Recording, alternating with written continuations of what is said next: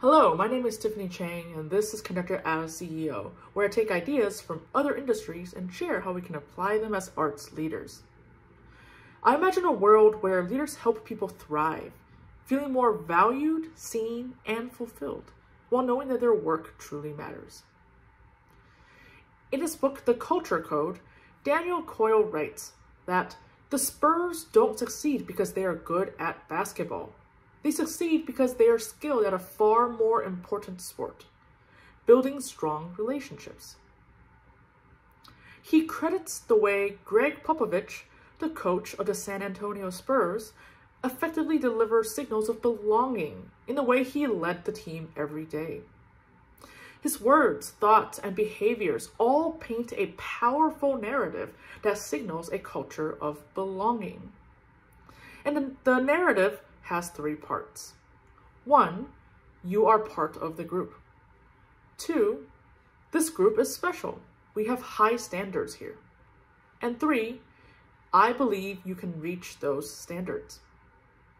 Coyle adds, alone, each of these signals would have a limited effect, but together they create a steady stream of magical feedback.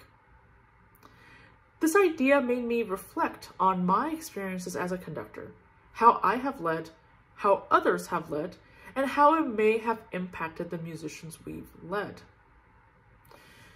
I noticed that we do really well with the second of the three-part narrative. We know we are special. We know we have high standards, and we are proud of it. We wear that pride as a badge of honor in our communities. We show off how special we are in our marketing and recruiting efforts. On the other hand, what I don't see us do as well are the other two parts of this narrative. Number 1, you are part of this group. And especially number 3, I believe you can reach those standards. Now let's consider the scenario. Once we join a musical group, what are the first thoughts that usually come to mind? We question, do I really belong here? Does my work meet their standards? How can I maintain my standing in this group going forward? As humans, we are always seeking belonging, so these thoughts naturally come to mind, even if we're super excited to be there. We naturally fear being kicked out of the group, so we work hard to hopefully meet those high standards and do a good job. What's interesting is that as leaders, we don't always help ease these fears. Instead of signaling belonging with behavior that reinforces, you are a part of this group, I believe you can reach those standards, we often operate from a mindset of doubt, where we unknowingly signal, we're not really sure if you can reach those standards. Prove to us that you can. We see this mindset often when leaders come in with the intention of having to do damage control or quality control.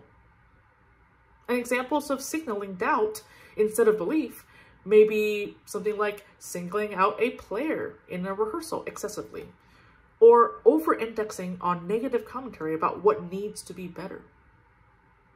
The expectation is that people need 100% fixing and 0% encouraging.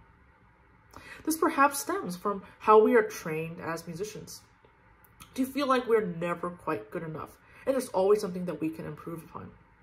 It's a hard habit to break, for sure.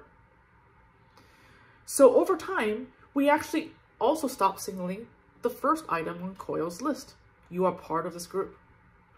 We stop realizing that we need to emphasize it regularly. And this leads to more of the fear and doubt that breaks down belonging. Biologically speaking, fear and doubt give us stress.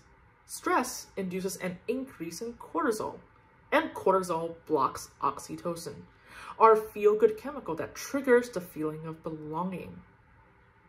So this is why when we don't feel safe, we don't get the feeling of belonging. And what we need is simply more safety. Instead of using fear and doubt as a motivator, we can use trust as a facilitator and empowerment as an enabler. As leaders, We can do so by starting with the belief that our people are 1. Part of this group, 2. In this group that is special and has high standards, and 3. Fully capable of achieving those standards. With that belief, we can intentionally signal belonging. And here are 5 ways we can do it, with some ideas sprinkled in from Daniel Coyle. First, signal interest. When you're communicating with your people, invest in your exchange with that person, with energy, and invest in being in the moment. They will notice and they will appreciate it. 2, signal individualization. Interact with musicians as unique individuals and show genuine care about them as people, not just someone who plays the flute. And 3, signal trust. Be mindful of when to stop rehearsing or micromanaging and trust that it will be worked out next time. 4, signal belief. Believe that the musicians can innately achieve the desired goals on their own, and remind them that they can frequently. And number 5, signal future orientation. Show them that this relationship will continue and frame growth feedback as where we hope to see them in the future. They need to know that their areas for growth will not jeopardize their standing in the group. All these signals help people feel more safe, and in turn, they will feel more belonging.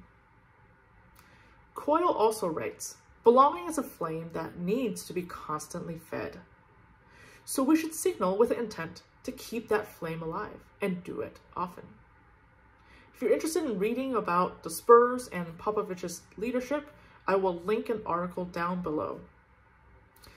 If these ideas resonate with you, please consider signing up in the link below to receive an email with each new blog post sent directly to your inbox.